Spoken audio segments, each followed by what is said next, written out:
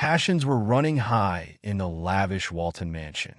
20-year-old Clara found herself in a heated argument with her father, a famous and respected surgeon. "Dad, what does it mean that I urgently need to get married? Who needs it? Me or you? I don't understand anything.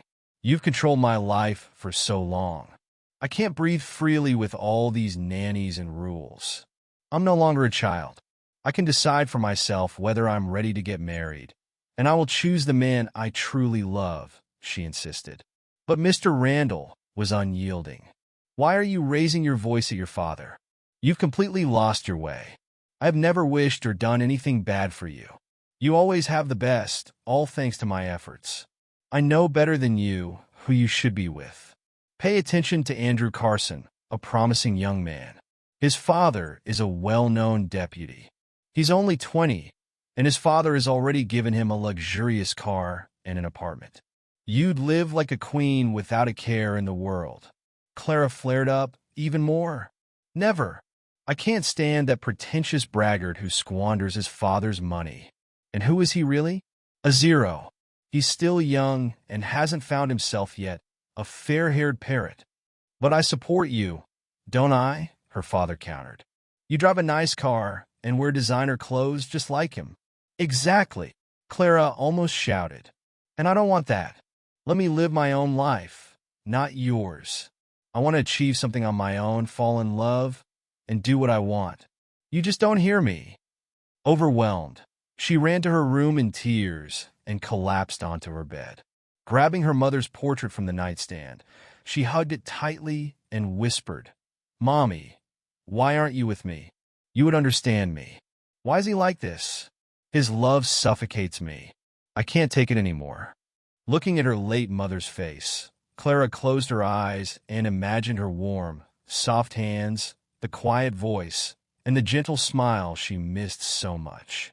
Clara's mother had died long ago when she was in first grade. It had all happened suddenly. She had managed parties and burned out within days. Clara missed her mother terribly and cried, while her father threw himself into work.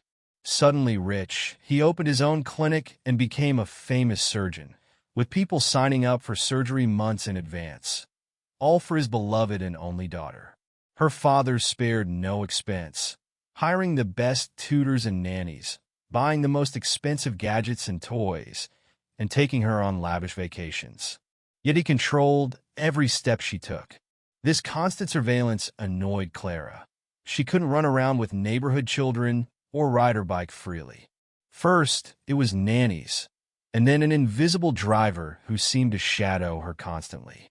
Clara often ran away from his watchful eye, for which she received strict scolding from her father.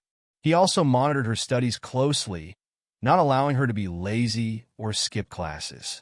As a result, Clara graduated college with a degree in economics. "Well now," she thought, "I can relax and live my own life." But then came the news of her father's urgent plan for her to marry, and it became the final straw, leading to a huge argument. Mr. Randall, aware of his daughter's stubborn nature, wasted no time. He invited Andrew and his family over for a dinner party the following day. The supposed groom arrived fashionably dressed, boasting about his recent surfing trip and participation in a beer festival, while his father nodded approvingly, despite being so large he could barely fit in his chair. Mr. Randall praised Clara endlessly, highlighting how clever she was to graduate with honors and be the best in her class. Then he smoothly transitioned to the main point. "Well, our children have grown up. It's time to consider marriage. What do you think? They would make an excellent couple. Young, beautiful, smart. Just stunning. Well, your Clara is a lovely girl, and your family is decent. I agree that it's a great idea to connect our families. What do you think, Andrew? Do you like Clara?" Clara erupted in indignation. She felt like a horse being traded in a circus. It was outrageous. Andrew, on the other hand, mentally envisioned how he would tame this beautiful, stubborn girl. With a grin, he said, "I like her a lot. Let's consider the courtship complete. When should we celebrate the wedding? Does anyone care about my opinion?" Clara asked angrily. Her father kicked her under the table and replied as softly as possible. My dear, I only wish you happiness. Andrew is an excellent match for you, and I want to secure your future. Feeling scolded, Clara jumped from the table and ran to her room. Her father shouted after her, Clara, where are you going? Come back to the guests. It's rude to leave like this. In my head, it's probably from happiness, she called back. Once inside, Clara called her best friend Lauren, swallowing her tears as she shared her sorrow. Can you believe it? He wants me to marry that peacock, Andrew. I can't stand him. All he does is party in clubs and waste his father's money. Why would I want a husband like that?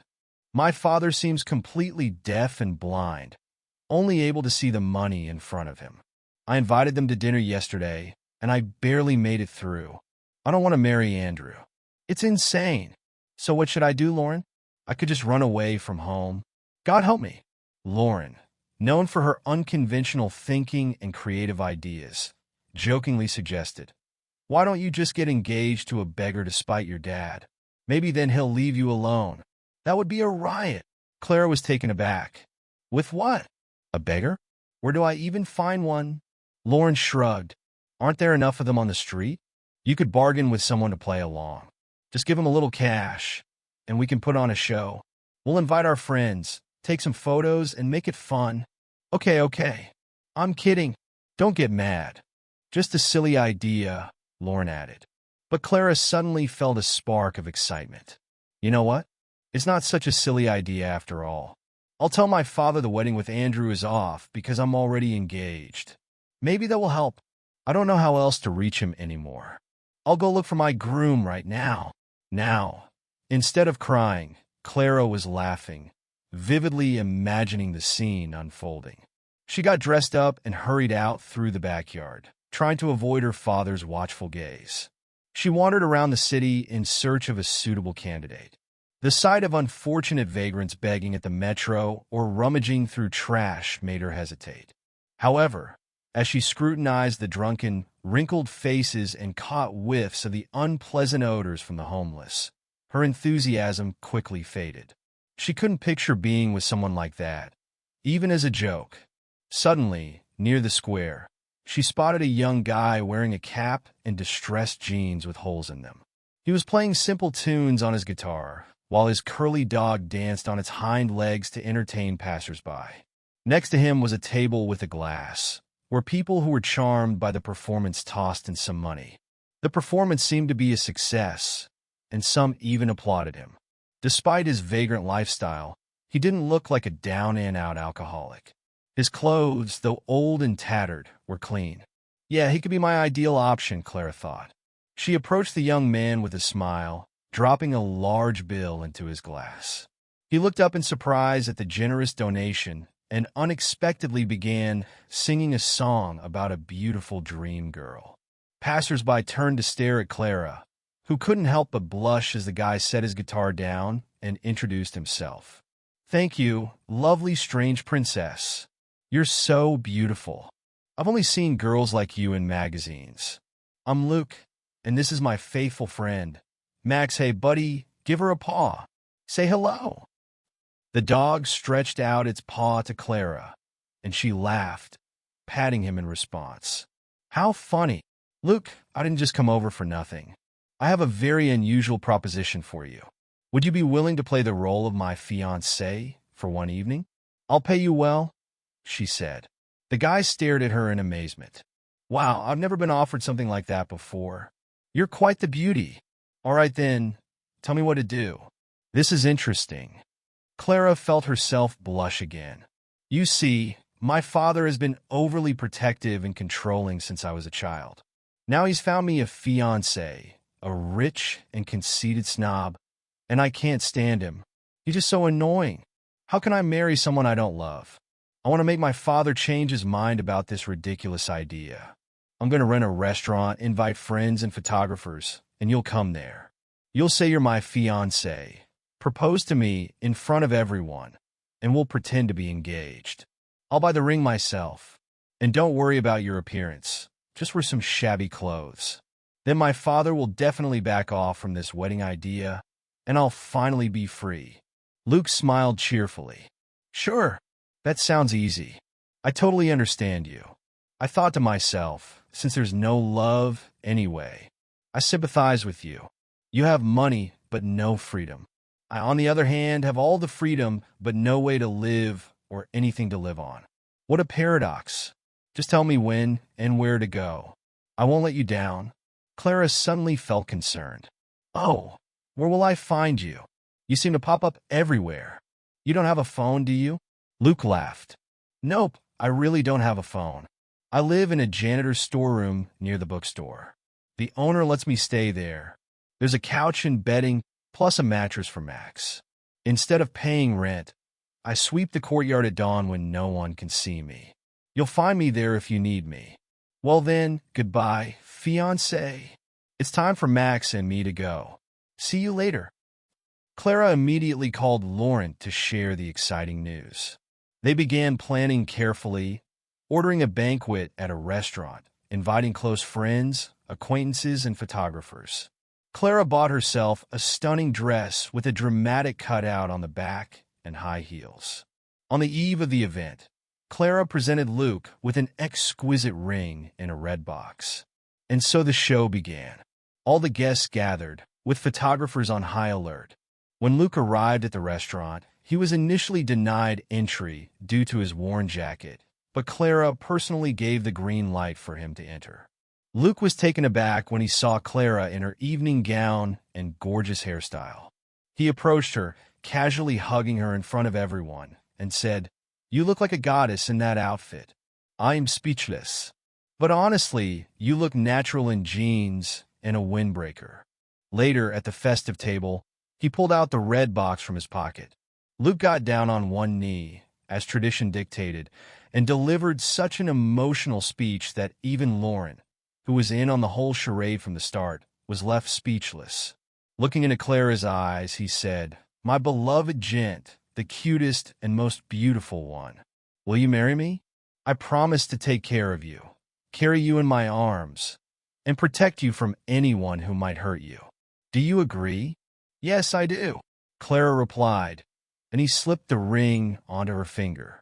The photographers immediately captured the thrilling moment. Despite the stunned expressions on the guests' faces, the celebration continued, filled with feasting and dancing until they dropped. Why waste such a chance? Clara and Luke had a blast, dancing joyfully to the lively music. He turned out to be so down-to-earth. It was easy and freeing to be with him, and she felt she could truly be herself. As the evening wore on, Clara grew increasingly anxious. "Luke, I'm so scared right now. I can only imagine the scandal this will cause. My father will kill me." "Clara, tell me, aren't you tired of living like a puppet, following your father's orders?" Luke asked. "You're living someone else's life. Screw the wealth. Leave home, start over, and finally be yourself. Take a risk. You're a cool girl, and I really like you. But I feel sorry for you. I want to show you a life of freedom and adventure that you've never known." Clara pondered Luke's words deeply. No one had ever asked her what she truly wanted, who she wanted to be, or how she wanted to live. Everything had always been dictated by her powerful father. Maybe it was time to change everything. If not now, then when? The next morning, Clara woke to her father's furious yelling in her ear.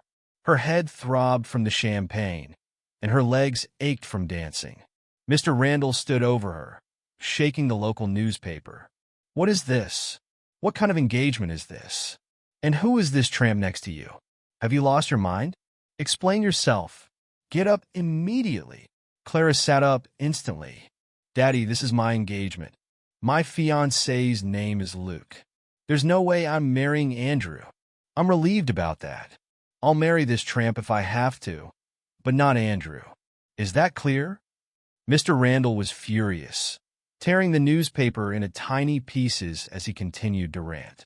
"Do you even understand what you've done, you silly girl? Now the whole town will be talking about how the daughter of a famous surgeon is marrying a tramp. You've ruined my reputation. You say you'll leave home? Fine. Go ahead and run off to your tramp. You won't get a penny from me. You'll come to your senses and realize how much good I've done for you." The enraged man stormed out of Clara's room, and she could already hear his phone ringing with calls from Andrew's father. A serious conversation was brewing, especially since everything was almost ready for the wedding, with distinguished guests already invited. And now this. Clara, crying, packed her suitcase, taking only the essentials. She resolved to sell her jewelry and not accept any money from her father.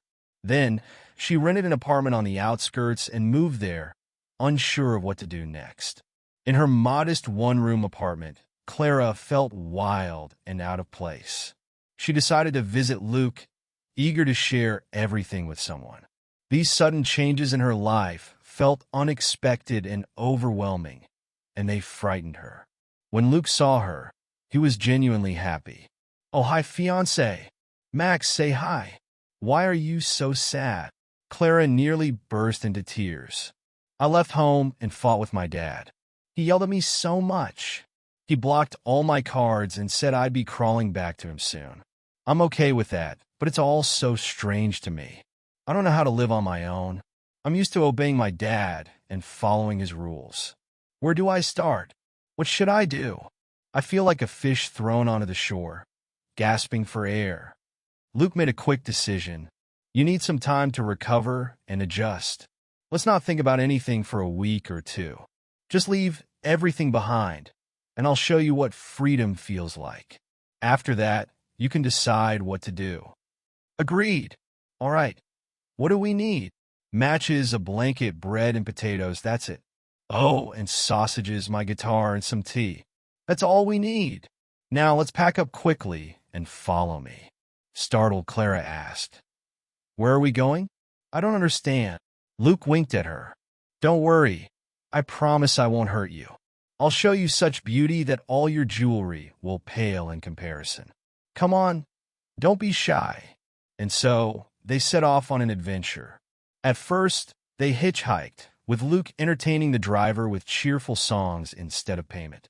Then they walked along winding paths outside the city and into the woods.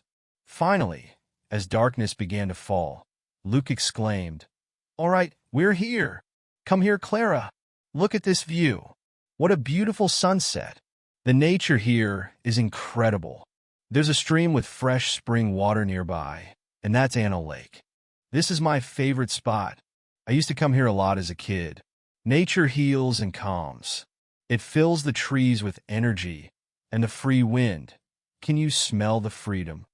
Clara gazed at the vast dark sky with its drifting clouds and the massive red sun slowly sinking below the horizon. The swaying treetops mesmerized her, and she couldn't get enough of it. Why hadn't she noticed such simple yet breathtaking things before? It wasn't far from the city, but she had never been here until now. Meanwhile, Luke lit a fire and began roasting bread and sausages on sticks he carved from nearby trees, followed by potatoes in the coals. Clara relished the feast in the fresh air, marveling at how delicious it was. So simple and so delicious. Clara had never relaxed like a typical tourist, savoring crispy bread and tasty baked potatoes while sitting comfortably by the fire, where she could be herself, sing along, and forget everything else. She simply enjoyed the moment. A week passed after that hike, during which Clara and Luke strolled hand in hand through the city, indulged in delicious vanilla ice cream, rode the merry-go-round, and shared countless laughs and conversations. One day, Luke opened up about his tragic past. "My mother brought me to the orphanage when I was 3. Just like that. She led me by the hand, sat me on the porch, and said, 'Goodbye, son. You're better off here. Forgive me. I can't raise you.' Then she turned and left. I remember crying and screaming when they took me inside, calling out for my mom. I believed she would come back for me. How could a mother forget her son? But she did. As a child, I was angry and hated her for a long time. But eventually, I forgave her. I don't know what happened or why she made that choice, so I have no right to judge her. The orphanage was hell. I fought tooth and nail to carve out my place in the world. When I became a teenager, I realized that if I stayed there, it would be the end of me. Most of the boys had already started drinking and smoking, so I ran away. I've been wandering ever since. Sometimes I find a welcome place, sometimes I don't. Once, I even lived in a gypsy camp for a month. They taught me how to sing and gifted me a guitar. I've learned to take life easy and accept it as it is. In reality, you don't need much in life, just a crust of bread and a glass of water. There's a saying, what difference does it make how old your shoes are if you're walking through Paris? After Luke's heartfelt confession, Clara shared her own story. It's quite the opposite for me. My mother died when I was 7, and then my father raised me alone. He loves me a lot, maybe too much. He always made every decision for me. I've lived in a golden cage since childhood. I love doing hair and even learned a few styles myself. I dye and style my friends' hair for different events. I enjoyed it, it was my passion. But whenever I mentioned it to my dad, I'd hear, "Don't make things up. What kind of hairdresser? Don't disgrace our family name. Go to the best college and study economics. That's a worthy profession." So I became an economist. I graduated at the top of my class, and everyone praised me as a role model. No one knew that I hated my classes. Thinking for a moment, Luke suddenly said, "You're the first person in my life who makes me want to try to change and start living differently. Let's leave for another city where no one knows us and start anew." Clara replied nervously, "I don't know where we live. I can't just sleep wherever. I do have some money. I sold my jewelry, but I'm afraid it won't last long." Luke quickly reassured her. "Clara, I'm not foolish enough to suggest that such a wonderful girl should lead a vagabond life. I wanted to tell you something else. I really like you. No, it's more than that. I love you and I want to change. I want to leave, find a job, live together, and have children. Understand? You've changed me in just a couple of weeks. I don't want to wander anymore, and I don't want to lose you." Clara felt her cheeks flush red at his words. "I fell in love with you too. Do you believe it? From the first moment I saw you with Max in that square, you stood out. You don't care that I'm rich or what my father or others think. You see me as a person, my essence, my soul, and that's priceless. I really appreciate that about you. So what are we waiting for?" Luke asked. "Let's leave tomorrow before my dad starts looking for me. I can't hide from him in this city. I don't know why, but I believe in you, even though I hardly know you. I'm ready to take a risk and embark on this independent journey together. Let's rent an apartment, and I'll take hairdressing courses. You'll find a job, and we'll live how we want, free from anyone telling us what to do." Luke pulled Clara closer and kissed her passionately on the lips. She felt as if the ground had vanished beneath her, and millions of butterflies fluttered in her stomach. She had never experienced such emotions with anyone before. 6 months passed since that moment. As for Mr. Randall, he had lost his peace and sleep following the shocking scandal over the wedding cancellation. People began gossiping behind his back, saying his daughter was foolish, choosing to run away with a street vagabond instead of marrying a wealthy man. What a shame! The father loathed this bum, even though he had never met him. How dare he take away his most precious treasure, his daughter? What did Clara lack? Why did she do this? She had everything, the best of everything, unlike anyone else. But no matter how angry Mr. Randall was at his daughter for her impulsive decision, he missed her terribly. After all these years, following his wife's death, he hadn't loved anyone else. He hadn't allowed anyone into his heart and had poured all his affection into his beloved daughter. Yes, he might have been overprotective, worried, and controlling, but it was all out of love and the best intentions. Now, without Clara, the house felt completely empty.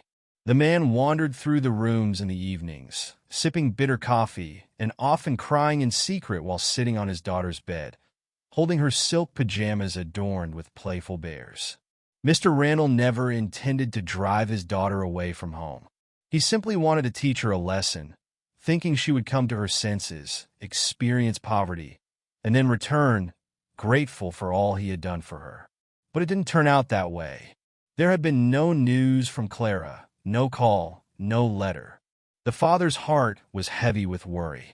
He constantly fretted over how his daughter was managing.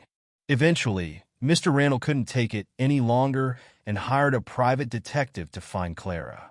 He was determined to confront the man who had taken his daughter and, by any means necessary, bring her back home. A week later, he received Clara's new address. She was living in another city and had taken the surname Taylor. Mr. Randall was shocked. So, his daughter had actually married that bum after all. Oh, God! He needed to save his girl urgently. Perhaps she needed something. Maybe she wasn't eating enough. His anger toward the vagabond intensified as he drove with the fierce intention of confronting him. Arriving at the address, he found an ordinary multi-story building in a nice, quiet neighborhood, definitely not a slum. He took the elevator and decisively pressed the doorbell. To his surprise, it was Luke who answered, only he didn't look like a bum anymore. He was well-groomed and dressed normally, but Mr. Randall was outraged. Without hesitation, he charged at Luke, nearly swinging his fists. "Oh, you scoundrel! All of this trouble is because of you! Where's my daughter? What have you done with her? Why did you even come into our lives? Clara, my girl, I came for you. Get ready immediately." Luke shook his head calmly. "Good afternoon to you too. Let's not argue. Why don't you come inside the apartment?" Clara rushed out, stunned by the noise. "Dad, what are you doing here? Why are you yelling? Everything is fine with me."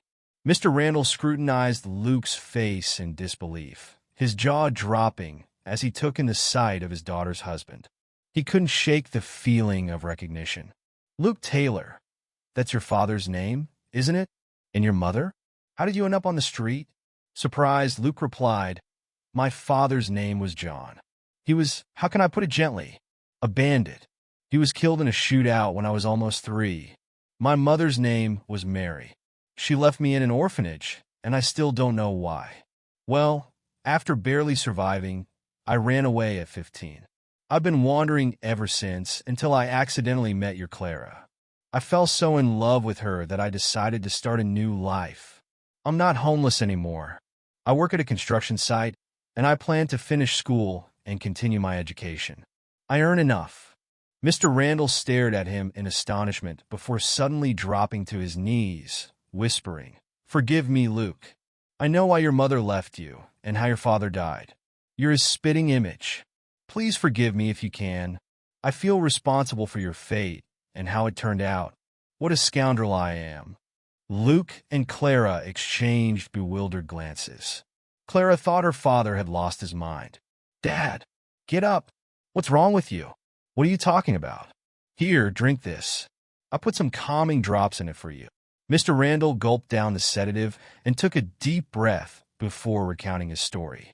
"I was the head of the surgical department. Many people in the city knew me. One day, they brought a criminal named Sam Taylor directly to my hospital. He was seriously injured and dying. I told him there was no chance of saving him, especially not at home. He begged me to save his life. I tried, but even after removing the bullets, the bleeding wouldn't stop. I had to tell him he didn't have long to live. In his last moments, he whispered to me, 'Doctor, I have a job for you. I have a summer cottage with a lot of money in a black case. Don't ask where it came from, but take some for yourself, and please deliver the rest to my wife and son. They'll struggle without me. I can't ask my friends. They'll take everything for themselves. You're an honest man. I trust you won't fail me.' And then Sam died in my arms. His friends were furious that I hadn't saved him. They threatened me, but eventually took the body with them. At first, I didn't believe Sam's last words. I thought he was delirious. But my curiosity got the better of me. So I went to that cottage and found the case full of money. I went to give the money to his wife and son, but they weren't home. Greed took over, and I didn't look for them anymore. I opened my own clinic, bought expensive equipment, got married, and everything spiraled from there. After my wife died, I raised my daughter alone. And now, many years later, when I saw you, Luke, I realized what I had done. If I had acted like a decent person back then and found you and your mother, your life would have been completely different. You wouldn't have had to suffer. You could have had a new life, and your mother wouldn't have had to leave you at an orphanage. Don't be angry with her. I'm the one to blame. Just me. Forgive me if you can. Mr. Randall felt an overwhelming shame wash over him. He sat on the couch, covering his face with his hands, and silently began to weep. Luke never expected to hear such heartfelt words from his strict father-in-law. He didn't know how to react, so he simply blinked repeatedly and remained silent, processing everything he had just heard. Mixed emotions overwhelmed Clara. On one hand, she felt immense sympathy for Luke. His faith had been shattered, and he had missed out on a childhood because of her father. On the other hand, she felt compassion for her father, who was now crying out of regret, finally recognizing his mistakes, albeit too late. Trying to ease the tension in the room, Clara suggested, "You know what? Let's all calm down and have some tea. Dad, I'll make you your favorite tea with bergamot. But please don't ask me to come back home. I won't return. You see, I'm here with Luke. Absolutely happy. Yes, I'm not a high-powered economist. I'm just an ordinary hairdresser. We don't have a luxurious estate, just a rented apartment. And we don't eat salmon with cream cheese for breakfast. It's just plain oatmeal. But I truly have everything I need, a job that I enjoy, and a husband I love. I don't have to please anyone. I am who I am, and I don't need anything else." Mr. Randall looked at his daughter in surprise. Her eyes sparkled with genuine happiness, and it even offended him a little. Why had he been striving for this all these years?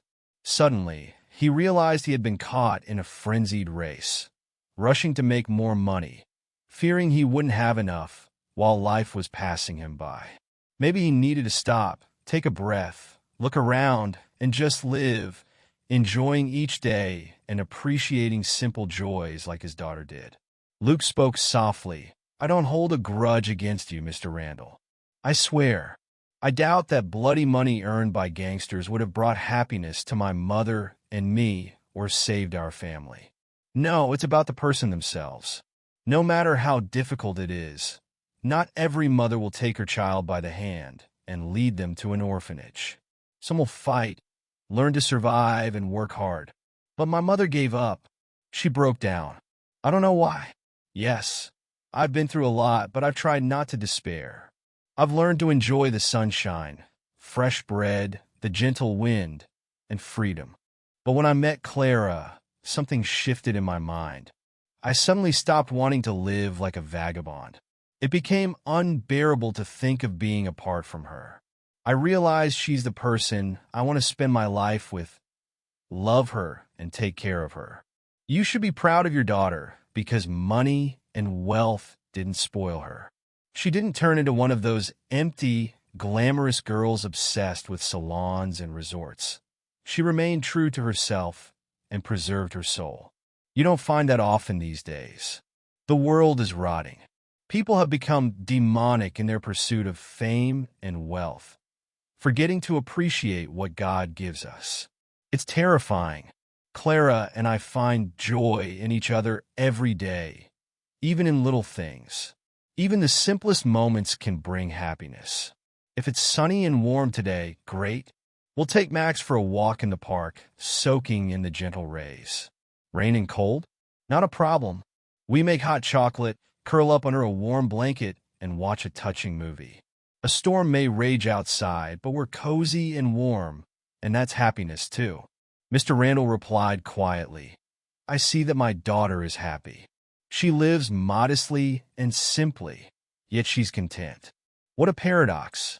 I only now understand the mistakes I was about to make. If I had forced Clara to marry Andrew against her will, I would have thought I was doing the right thing. I believed that as long as she was provided for, she would be happy. You're right, Luke. I got caught up in money and my career and stopped seeing what really matters. I was so focused on what I thought was best for others that I lost sight of truly living. Even my beloved work no longer brings me joy. In my youth, I took on every case with enthusiasm and sincerity, wanting to save lives. But now I'm buried in paperwork, reports, and routine. Although my calling is to be a surgeon, my passion has waned. It's so lonely in this big house without you. It feels so sad. What do I do with all this wealth if I'm alone? And I want to make amends for my guilt. Any desire of yours, no matter how cherished, I promise to fulfill. Just think about it. Luke replied immediately, "There's nothing to think about. Help me find my mother. I want to know if she's alive, if she needs help, and just to look her in the eye. I want to ask her why she did what she did back then. This question has haunted me since childhood, and I need an answer." "Okay, Luke, I hear you. We will find your mother. Don't worry," Mr. Randall promised. True to his word, he used all his connections and, after some effort, located Luke's mother. However, it wasn't easy. She had been living in a church for many years, working hard and praying day and night.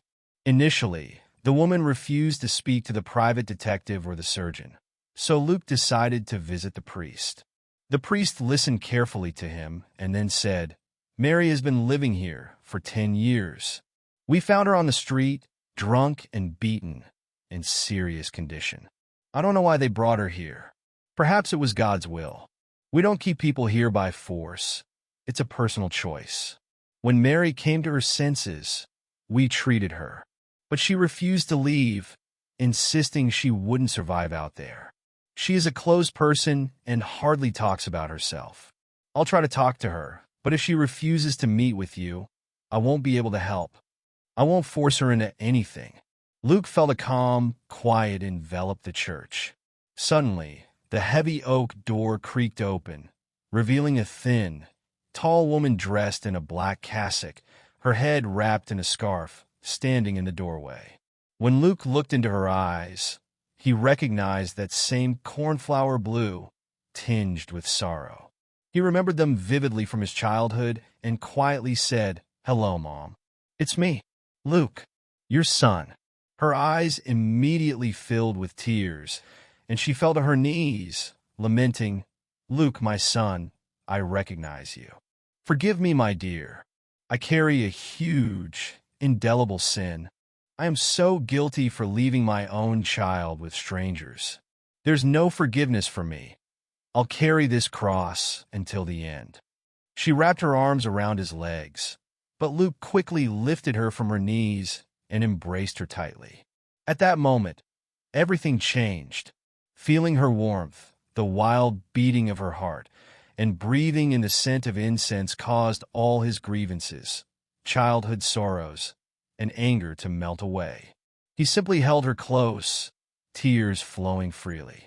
With every tear that fell, all the negativity began to leave his battered soul. Then they sat on a high wooden bench and spoke from the heart. "When your father died, I fell into dark times. Though he had abandoned us, he always protected our family.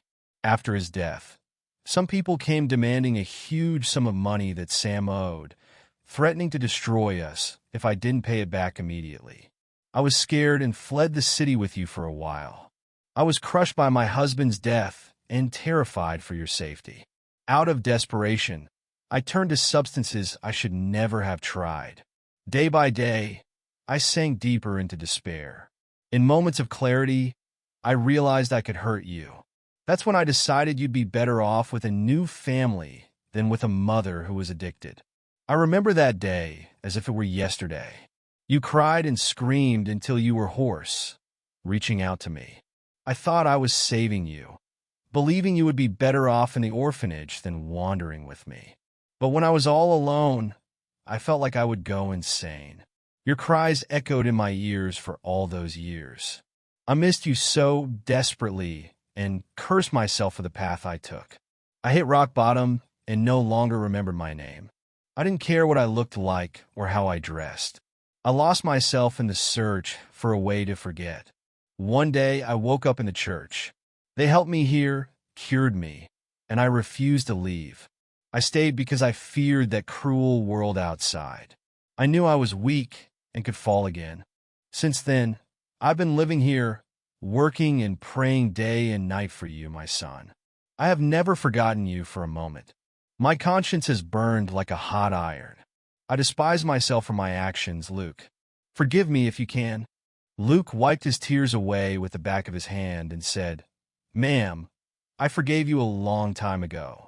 I swear, as a child, when other kids beat me for being hungry, I was angry and didn't understand why you did what you did. I envied the children who had homes, families, and loving parents. At 14, I finally ran away from the orphanage and never looked back.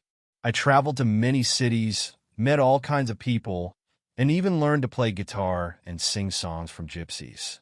I became good at it, traveling with my faithful dog, Max, earning a living through my music.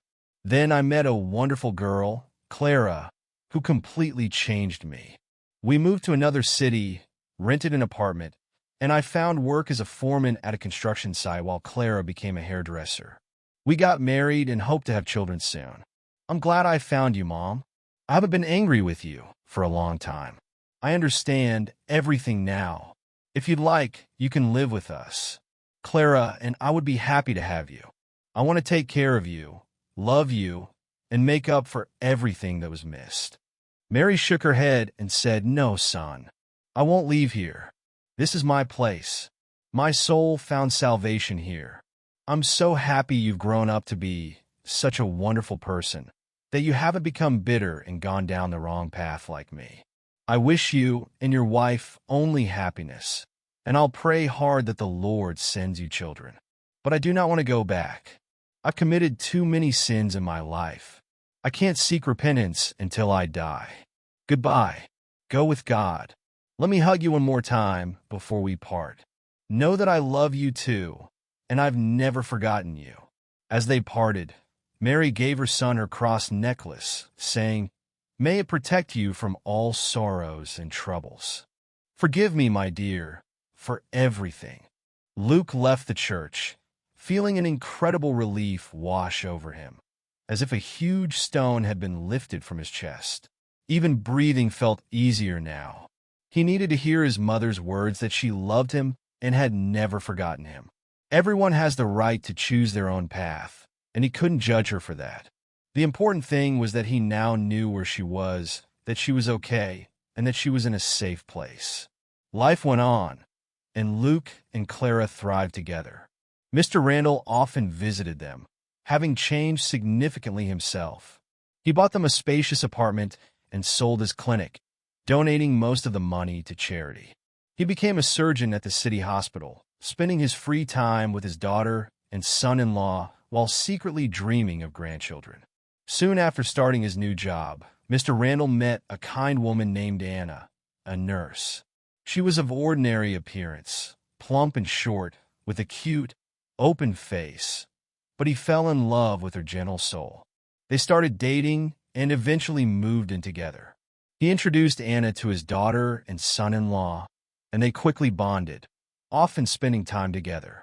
They lived simply like everyone else, but it felt like true happiness to wake up and breathe in the aroma of something delicious, realizing they were not alone.